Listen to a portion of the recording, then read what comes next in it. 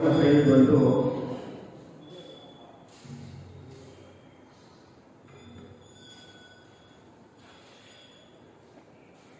किसी के पास भी यदि कोई यंत्र है,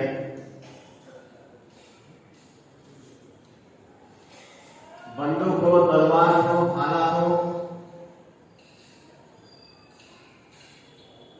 या कोई मोटर गाड़ी हो, कुछ भी हो, उसका वह हर क्षण उपयोग करना चाहता है और बार बार करना चाहता है। और ये यंत्र ऐसे ही नहीं मिल जाता,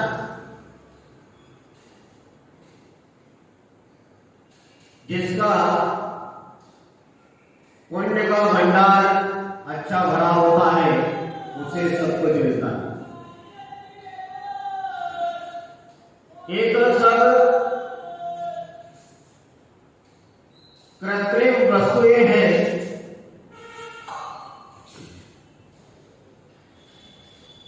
और जो भाग्य से, किस्मत से,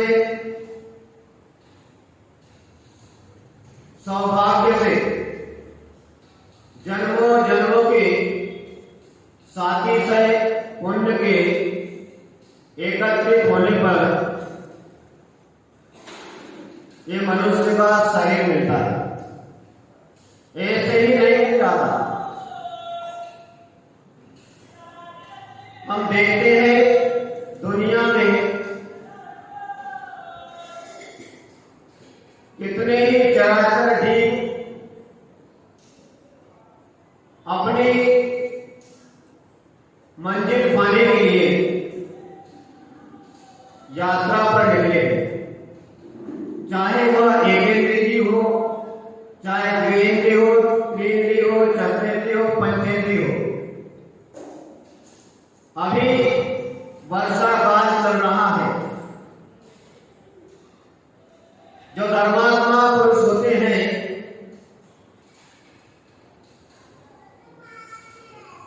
वे अपने चक्षु इंद्रिय का उपयोग करते हैं। वे एरिया पथ से चलते हैं, रास्ते पर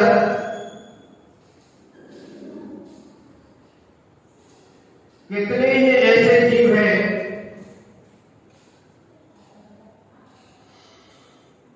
जो व्यक्ति के पैरों के नीचे आकर दबकर मर जाते हैं। आप देखिए केचुआ अभी दिखेंगे आपको रास्ते में, जो देखता है उसको दिखते हैं और जो नहीं देखता है उसको कुछ नहीं दिखता है। जैसे आंख है, इसका उपयोग है देखना। किसी से कहा जाए कि आंख के ऊपर 1 वर्ष के लिए पट्टी बांध दी जाती है, 1 वर्ष तक वहां पट्टी बंधी रहेगी, तो कौन व्यक्ति है लेडी एंड जेंटलमैन पसंद करेगा? कोई पसंद नहीं करेगा। मुझे देखना है।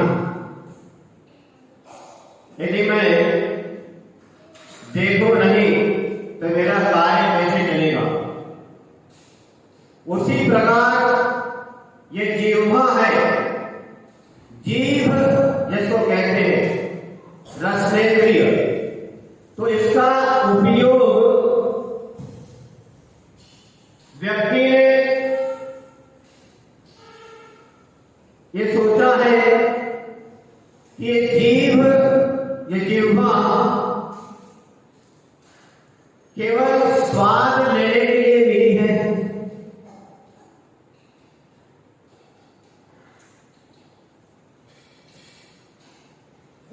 इसका उपयोग केवल स्वाद लेना है।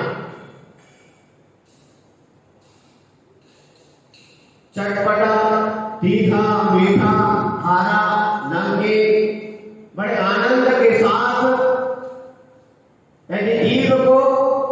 पसंद नहीं आया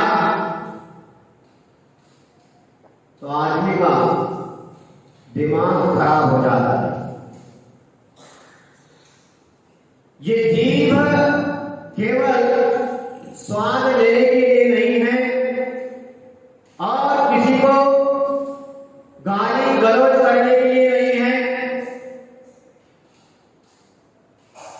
जैसे कोई सरकारी कारखाना हो, लूटे जाओ, इसका उपयोग क्या है,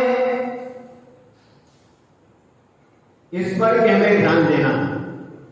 जीभ मिली है और यदि जीभ किसी किसी को जीभ भी है लेकिन उसको कुछ स्वाद नहीं आता, ऐसे भी कुछ लोग हैं, और आवाज भी नहीं आती है, नाम मात्र की जीभ है, तो उस व्यक्ति को हम कहते हैं गूंगा। उसको कितना दुख होता होगा, ऐसा क्यों हुआ, ऐसा क्यों हो रहा है। इन सब बातों के पीछे एक ही कारण है और वो है कर्म सिद्धांत। आदमी बदल जाए, आदमी के विचार बदल जाए, उसका घर मकान दुकान बदल जाए, उसका स्थान, एक ही कारण है और वो है कर्म सिद्धांत। आदमी बदल जाए, आदमी के विचार बदल जाए, उसका घर मकान दुकान बदल जाए, उसका स्थान बदल जाए, सब बदल सकता है, लेकिन भगवान महावीर स्वामी का सिद्धांत कभी नहीं बदल सकता। इतनी बात हमें ध्यान में रखना चाहिए और ऐसी बात ध्यान में रखकर ही हमें अपनी जीवन की प्रतिदिन की दिनचर्या प्रारंभ करना चाहिए।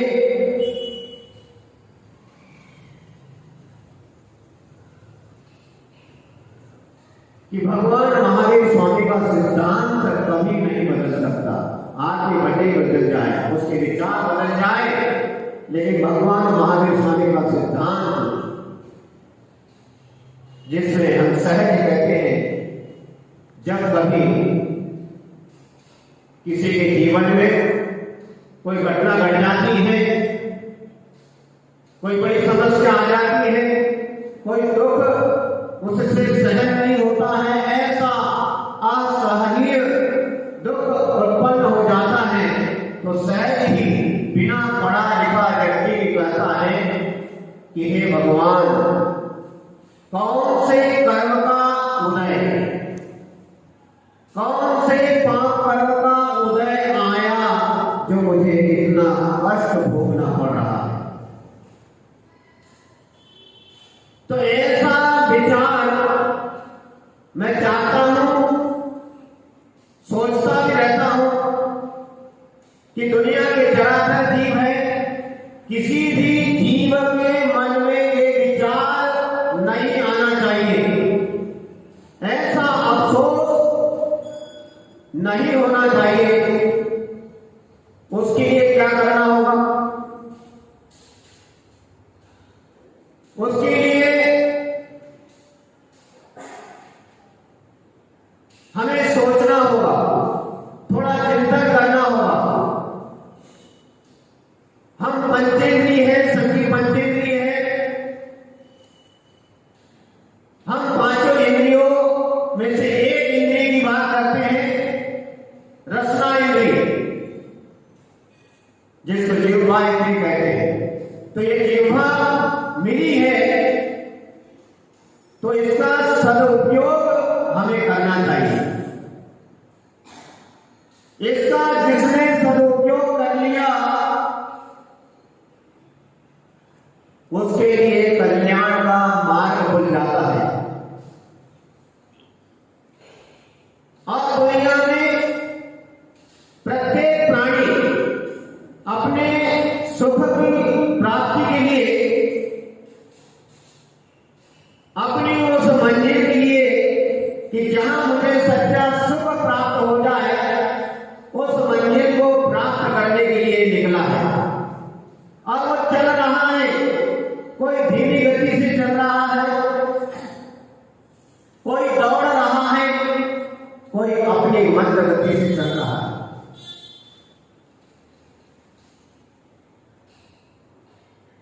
लेकिन जो हमें इंद्रियां मिली है उसका हमें सदुपयोग करना चाहिए। जिह्वा इंद्रिय का उपयोग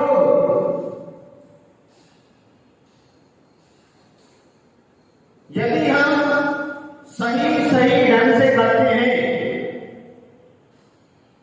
तो ठीक है, और नहीं तो ये पक्का है,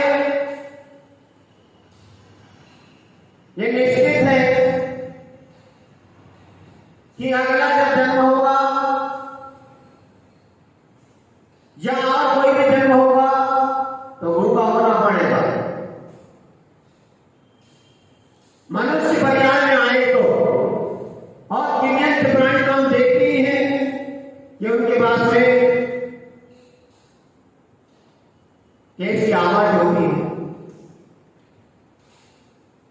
तो इन सब दुखों से बचने के लिए हमें इस जिह्वा का सही सही उपयोग करना चाहिए। हम घर में जनरल कितनी बातें, कितनी चर्चा करते हैं। हम आप लोगों से कहते हैं, जहां भी जाते हैं, धर्म सभा में बैठते हैं, तो जब तक साधु अपना धर्म प्रवचन प्रारंभ नहीं करते हैं तब तक आपस में ईमानदारी के साथ, बड़े पुरुषार्थ के साथ पूरी शक्ति लगाकर आपस में चर्चा करते हैं या नहीं करते। थोड़ा भी यदि समय मिला, इसलिए हम कहते हैं जब भी 2 मिनट मिले तो हमें क्या करना चाहिए, तो आपकी सभा में से आवाज आती है, बातचीत करना चाहिए। और हम कहते हैं कि हम आपकी बातचीत हो गई हो तो हमारी सुनो। तो ऐसी बातचीत करने में हम उस जिह्वा का उपयोग करते हैं, दिन भर उपयोग करते हैं। लेकिन हम कहते हैं जब कभी पुण्य संचय करने का अवसर आता है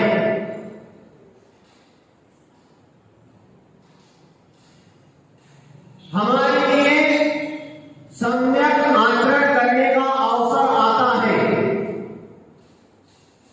उस समय आदमी सोचता है, अरे मैं ही क्यों, बाजू वाला, पड़ोस वाला वो उपयोग करे। तो जो उपयोग करेगा, हम कहते हैं कि हम आपकी बातचीत हो गई हो तो हमारी सुनो। तो ऐसी बातचीत करने में हम उस जिह्वा का उपयोग करते हैं, दिन भर उपयोग करते हैं। लेकिन हम कहते हैं जब कभी पुण्य संचय करने का अवसर आता है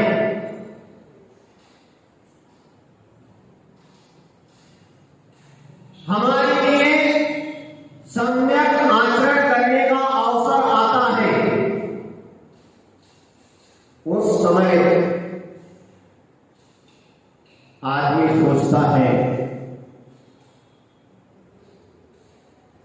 अरे मैं ही क्यों, बाजू वाला, पड़ोस वाला वो उपयोग करे। तो जो उपयोग करेगा उसको उसका लाभ मिलेगा, और जो उसका सदुपयोग नहीं करेगा वो जहां के वहां रहेगा और कर्म बंधन से बनता जाएगा। और कर्म बंधन से छूटने के लिए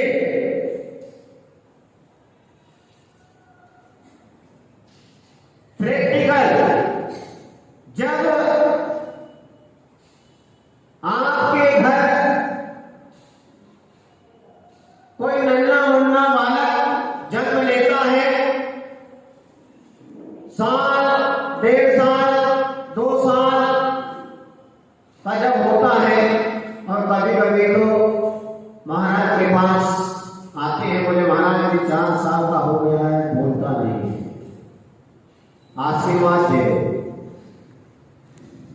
और आप उस बच्चे को 1.5 साल का हो, 2 साल का हो, 3 साल का हो, उसको बोलना सिखाते हैं, बोलो बेटा।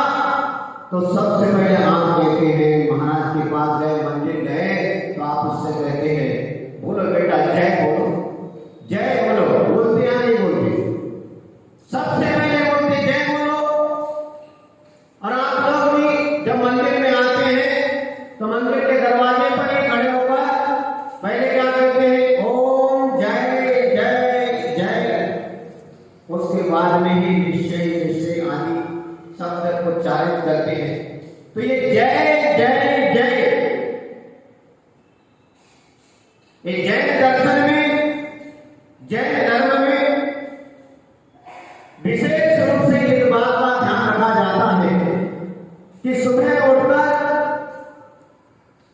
रात्रि में सोने से पहले, दिन में जब चाहे तब भगवान की जय बोलो।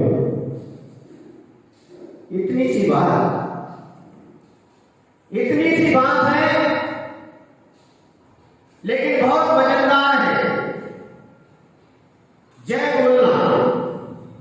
जो जय बोलता है उसकी भी कभी ना कभी कोई ना कोई जय अवश्य बोलता है। और जो दूसरों की जय नहीं बोलना चाहता है उसकी कौन जय बोलेगा? और इस भावना से नहीं, हमें भी इस भावना से तीर्थंकर भगवंतों की, पंच परमेश्वरियों की, जिनवाणी माता की, महापुरुषों की जय बोलने के पीछे एक रहस्य है कि हमारे कर्मों की निर्जरा होती है। और इस मनुष्य परिवार का मुख्य ध्येय एक ही है कि कर्म की निर्जरा करो। ये संसार बहुत दुखदायी है, यहां पर लेश मात्र भी सुख नहीं है, यहां दुख के अलावा कुछ भी नहीं है। जिसे आप सुख मानते हैं उसके पीछे अनेकों दुख खड़े हैं। ऐसे दुखों से बचने के लिए हमें जब भी कभी अवसर मिलता है तो तीर्थंकर भगवंतों की, पंच परमेश्वरियों की जयकारा लगाने में, जय बोलने में कभी भी आलस नहीं करना चाहिए। अपना कोई बेस्ट फ्रेंड हो या कोई अपनी सहेली हो, उससे 2 मिनट के लिए भले ही बात नहीं करना, लेकिन जब कभी भगवान की जयकारा बोलने का अवसर आए तो मैं तो कहता हूं कि नींद में हो तो भी जयकारा लगा देना चाहिए। इसके पीछे बहुत बड़ा रहस्य है, कर्मों की निर्जरा। और जो सच्चे मन से, बड़े श्रद्धा के साथ, लगन के साथ सभी प्रकार के विकल्प को छोड़कर, किसी अपेक्षा को छोड़कर कि मैं जयकारा लगा रहा हूं, भगवान की जय बोल रहा हूं, तो मुझे कुछ लाभ हो जाए, इस भावना से भी कभी जयकारा नहीं लगाना। निस्वार्थ, किसी प्रकार का कोई स्वार्थ नहीं होना चाहिए जयकारा लगाने में। और जो निस्वार्थ निर्लोभी होकर भगवान का जयकारा गाता है, भगवान की जय बोलता है, उसके जीवन में चमत्कार होता है। आप कहो महाराज ये पंचम काल है, इस पंचम काल में कोई चमत्कार नहीं होता।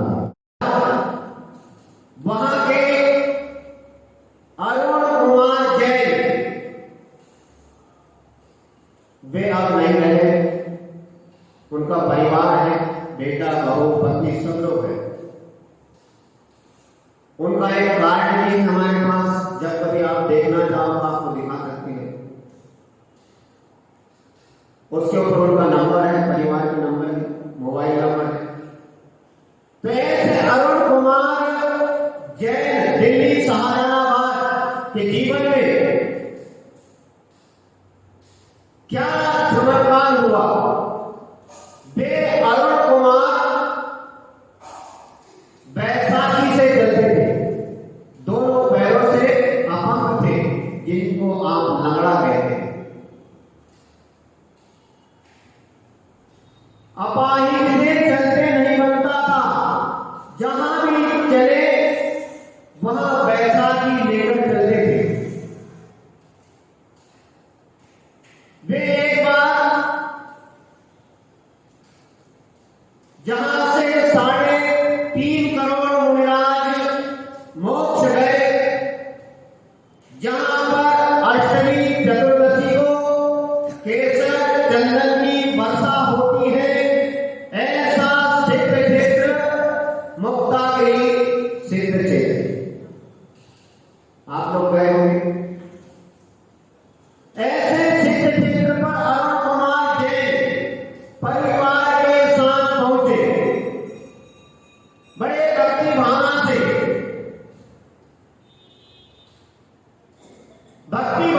पर्वत की यात्रा के लिए निकले। तो वहां सिद्ध क्षेत्र की भाव ही कुछ अलग होती है।